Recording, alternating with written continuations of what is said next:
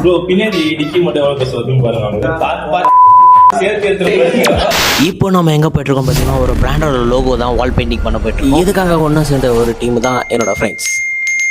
Almost நம்ம spot வந்து reach ஆகிறதுக்குள்ள night ஆகிடுச்சு. நம்ம வால் பார்த்துட்டோன்னே இந்த வாலில் தான் நம்ம பெயிண்ட் பண்ண போகிறோம். எப்படா அந்த வாலில் கம்போஸ் பண்ண போகிறோம் ஒரே நஃபீஸாக இருந்துச்சு. மீன் நேரம் போகிறதுக்கப்புறம் ஒரு ஐடியா தோணும். ரஃபாக ஃபோனில் ஒரு ஃபோட்டோ எடுத்து பேக்ரவுண்ட் எப்படி வரணுமோ அதுக்கேற்ற மாதிரி கம்போஸ் பண்ணி எடுத்து என்ன சைஸ் வேணுமோ ஃபஸ்ட்டு லோகோட சர்க்கிள் போட்டோம். சர்க்கிள் போட்டோன்னே தப்பாக போட்டோம், திருப்பி அழிச்சு போட்டோம்னா அதுக்கப்புறம் நேமிங் கம்போஸ் பண்ண ஆரம்பிச்சிட்டேன். நான் வெப்சைடெல்லாம் டூடில் வந்து ஸ்டார்ட் ஆகிடுச்சு.